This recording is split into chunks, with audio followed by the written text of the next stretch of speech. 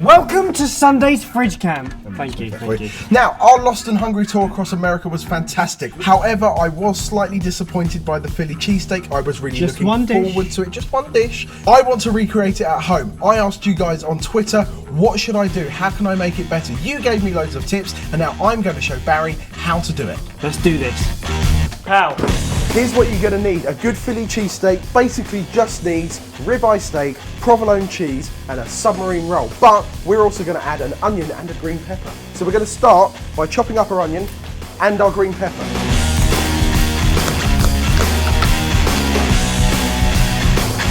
So these onions, we're going to cook them low and slow.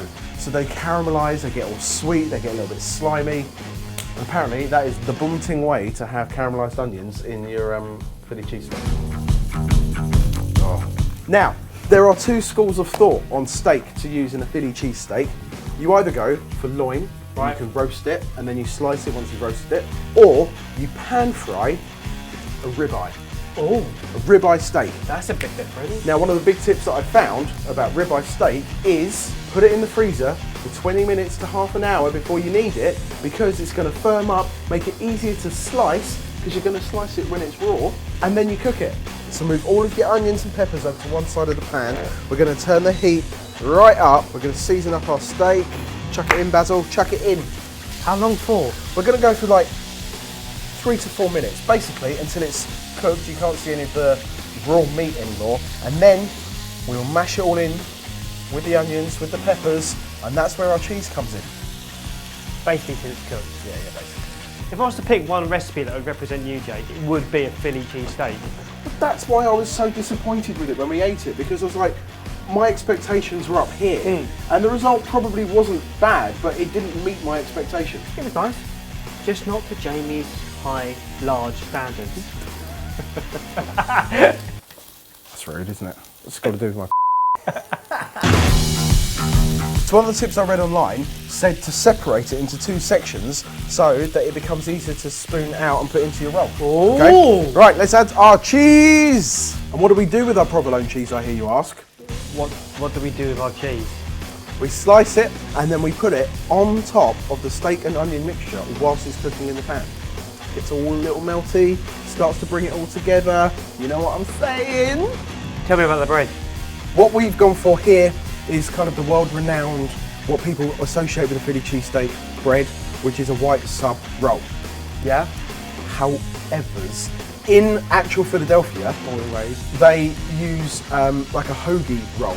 And there's a bakery called the Amoroso Bakery, and they're famous for their rolls and they're amazing, and we found a recipe online and we thought, wouldn't it be great to try and replicate that here so we can put that into our Philadelphia cheesesteak? Yeah? Yeah, I failed at baking that bread, so I found someone who could help me, James. James, come here. This isn't fair on James. Have you got the bread now? No? The bread didn't turn out the way that we wanted it to. It wasn't quite right. So we're going to carry on working on that recipe, but in the meantime we're going to use the sub roll. Is that fair? Go sit down. Go sit down. Right, we need to toast this. Basically, that means it doesn't get all soggy with all the juices. So the juices actually go over your hands and you get to lick them more instead. Lick them more? That might not be a tip. I'm a little bit nervous about this bit. It's all right, you're good, you're good, you're good.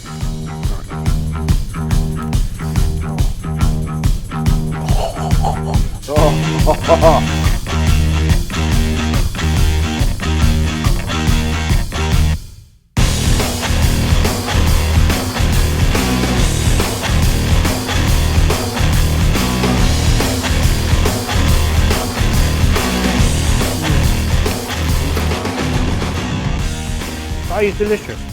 I cannot knock that at all.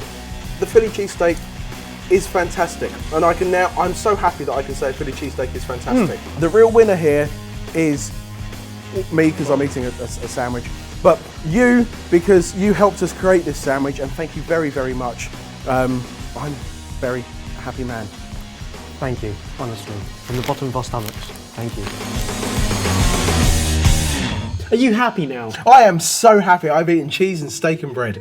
In other exciting news, there has been incredible recipes on Sorted this week. Number 1. Italian cannoli. This one. Oh, Come on. mwah. They're just little round and you put them in your mouth. And Friday's big night in, lemongrass, a monkfish.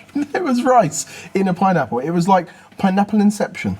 And now it's time for Comment of the Week. We have 2. But they're Two still comments. for one person. So last week we announced that we're going to be doing a new series, all around mystery boxes, and somebody called Sandra commented saying, "I'm not judging, but Ben honestly looks like a grandpa getting ready to go to church." Then we also had a very similar comment on my Instagram post because Yeah. it went out a few days later. Yeah. I swear Ben looks like a grandpa going to church, while James looked like the most successful businessman, and Mike looks like a guy who decided to wear a suit to look smarter.